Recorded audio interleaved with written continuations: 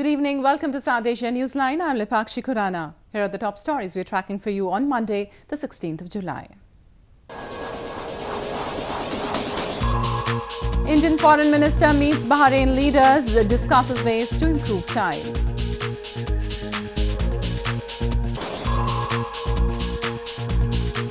Sharif family files appeal against Avenfield verdict.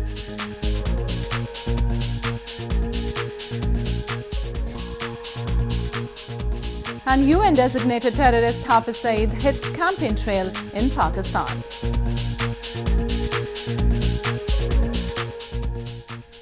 And now for all the details, Indian Prime Minister Narendra Modi on Monday addressed a farmers' rally in India's West Bengal province. Eyeing the 2019 general elections, he rolled out his agenda for the farming community and said his government is working to double the income of farmers by 2022.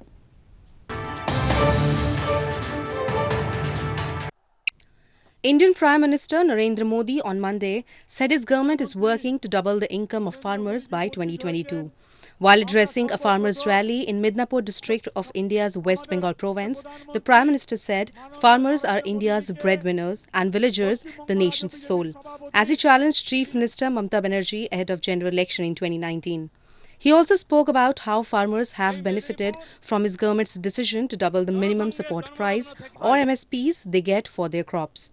2022 में किसान की आय दोगुनी करने के संकल्प के साथ हम काम कर रहे हैं और किसान की आय दोगुनी करने के इरादे से चाहे मछली पालन हो, चाहे मुर्गी पालन हो, चाहे मधुमक्खी का पालन हो, चाहे खेत के किनारे पर बांस की खेती को प्रमोट किया जाए. The ruling Bharatiya Janata Party has made steady inroads in various districts of West Bengal and has emerged as the main opposition party in the province after the recent panchayat elections and by-polls.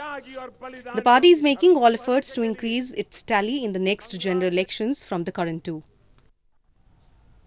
India's foreign minister met Bahrain's king and other top political leaders on Sunday to boost bilateral ties between the two nations.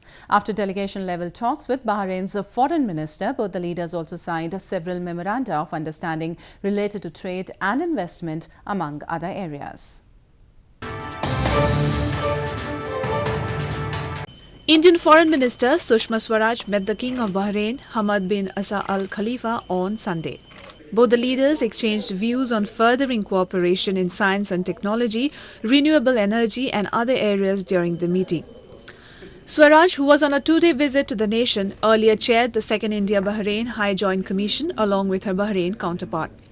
The two leaders held delegation-level talks and also signed several memorandum of understanding related to trade and investment, among other areas. Later in the day, she also called on the Bahrain's Prime Minister Khalifa bin Salman Al Khalifa to boost bilateral ties between the two nations. Swaraj also met the Crown Prince of Bahrain Salman bin Hamad bin Isa Al Khalifa and discussed issues of mutual interest related to the upgradation of partnership between the two countries. India enjoys close ties with Bahrain, underpinned by regular exchange of high-level visits. Further, 350,000 Indian nationals, the largest expatriate community in Bahrain, and more than 3,000 Indian-owned or joint ventures have been contributing to the development of Bahrain. In news from Pakistan, Pakistan's deposed Premier Nawaz Sharif, his daughter Maryam Nawaz and his son-in-law Mohammad Safdar on Monday filed an appeal in the Islamabad High Court against the verdict in the Avenfield case. The appeal requests the court to declare the Accountability Court's verdict null and void and release the three convicts on bail.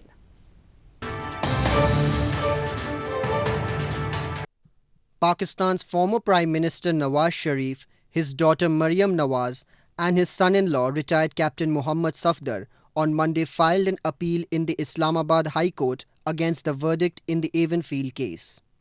The appeal highlights the legal flaws in the Avenfield judgment and requests the court to declare the Accountability Court's verdict null and void and release the three convicts on bail. Sharif's lawyer were in Adiala jail in Rawalpindi on Saturday to get the legal papers signed, reports suggest. Since there was no time to reach the court on Saturday, the appeal was filed in the court on Monday. the last day for filing the appeal against the order that was delivered on July 6 by the Islamabad Accountability Court. Nawaz Sharif was awarded 10 years in jail, while Maryam got 7 years of imprisonment for failing to disclose the source of income for purchase of the luxurious Avenfield apartments in London. Mohammad Safdar was given a 1-year sentence. More news from Pakistan. As former Pakistani Prime Minister Nawaz Sharif is behind bars, UN-designated terrorist Hafiz Saeed has been openly campaigning for the country's upcoming general elections. Pakistan is scheduled to hold elections on July 25th. Mumbai terror attack mastermind and Lashkar-e-Toiba terror outfit chief Hafiz Saeed has been openly campaigning these days for Pakistan's upcoming general elections. Saeed inaugurated several offices in Lahore and campaigned for the candidates of Milli Muslim League or MML contesting the elections, which are scheduled for July 25th. Surprisingly, while Pakistan's former Prime Minister Nawaz Sharif is in jail on corruption charges, Saeed is not only free but is actively seeking votes for the elections while targeting India and the United States.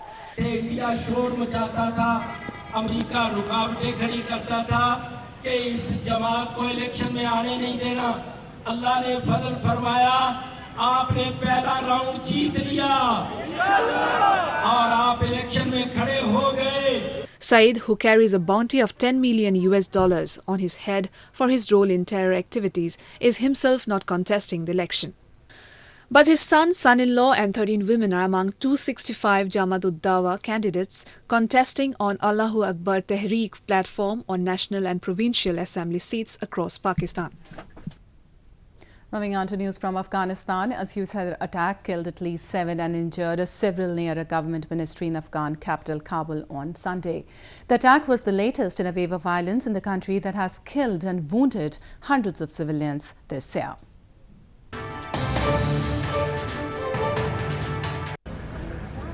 At least 7 people were killed and more than 15 were injured in a suicide attack near a government ministry in Afghan capital Kabul on Sunday.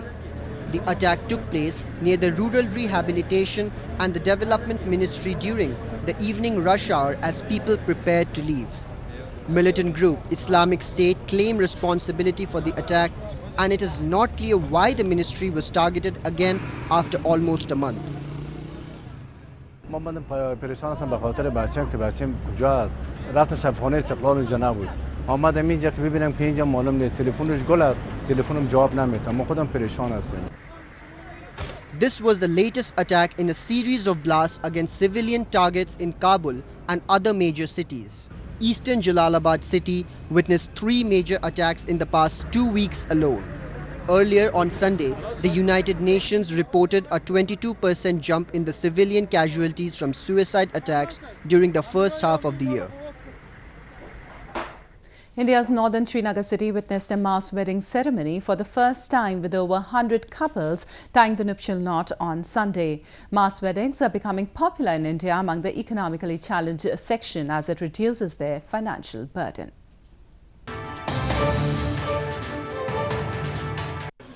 As part of the first ever mass marriage ceremony organised in Srinagar city of India's northern Jammu and Kashmir province, around 105 couples tied the nuptial knot on Monday. The ceremonial event was organised by the Zafri Council of Jammu and Kashmir, a social and religious organisation aiming to help men and women who are not socially and financially stable. The couples came from various parts of northern Kashmir, including Srinagar, and were given wedding outfits, ornaments, cupboards and other facilities. मुझे बहुत फ़ायदा मिला इस शादी से इसीलिए मैं दूसरों को भी बोलूँ जो गरीब था मैं उसको इनको भी ये इन्फॉर्मेशन करोगे कि आप वहाँ पर प्रोग्राम में आप आओ मुझे बहुत बहुत फ़ायदा मिला इससे क्योंकि मुझे ना मुझे भैया था ना फादर इसलिए मैं मजबूर हो गई.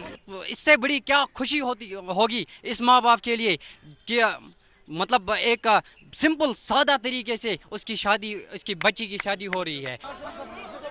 Group marriages are becoming very popular, especially among the economically backward sections of Indian society, as these reduce the worries of financial implications among the parents or guardians of the brides. Scores of tourists and locals visited the 11th edition of a pineapple festival in India's northeastern Manipur province recently. The aim of the annual event has always been to boost the economy of pineapple farmers in the province. Hundreds of local residents and tourists thronged the 11th edition of the Pineapple Festival in India's northeastern Manipur province recently. The festival, held in Imphal district, was organized by Andhra Kendra, the development organization of the province. Locals attended the event in traditional Manipuri attire and brought their choice of the fruit from the two popular varieties, Queen and Q. There were about 163 sellers who put their stalls at the event. Milasigi Padamoina Kuna Lamdam Sida Ladiba Kogi Angang Sing Habitare, Hogol with Nipimasa Senge, Sung Piran Chana Haksang, Panelena Bagi, Damaka Kuna, Pineapple Queen, and program also with Hapton Jari. The main objective of the festival was to boost the economy out of pineapple farming and create sustainable livelihood for the farmers in Manipur. The festival has been an annual event since 2008. Members of lesbian, gay, bisexual and transgender or LGBT community held a peaceful march in India's central Bhopal city. The participants hoped to break societal stereotypes and demanded equal rights.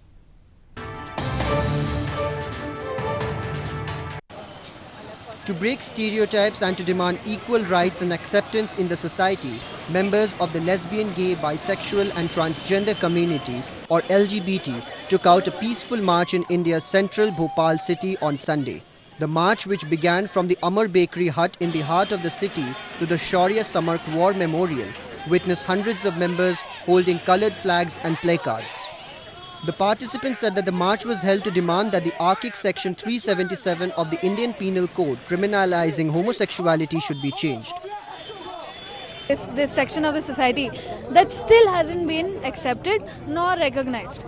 Matlab, to accept that people can feel differently about other people, they can feel different in sexuality and gender, has not been accepted, has not been talked about. Our government does not want to talk about sex, our government does not want to talk about education or nor access to public amenities like education, employment, public spaces, nothing. All of these rights we are fighting for. India's Supreme Court is currently reviewing the Section 377 after activists filed a writ petition against it in the Apex Court. Lawyers for the petitioners challenging the law said the homosexuality rule, dating from 1861, when India was under British rule, represented outdated Victorian morals and stifled individual rights. Well, that's the way it was in South Asia this evening. Before we conclude, the top stories once again.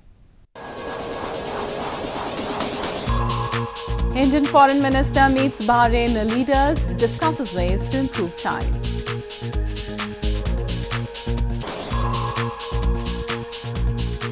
Sharif family ties appeal against Avenfield verdict.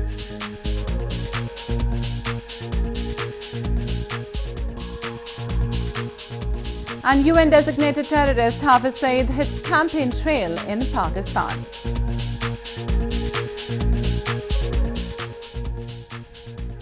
Now our viewers can watch the show on SouthAsiaNewsline.com. You can also visit us on Facebook.com/SAsia Newsline and follow us on Twitter @SAsia Newsline. That's all in tonight's edition. We'll see you same time tomorrow. Good night.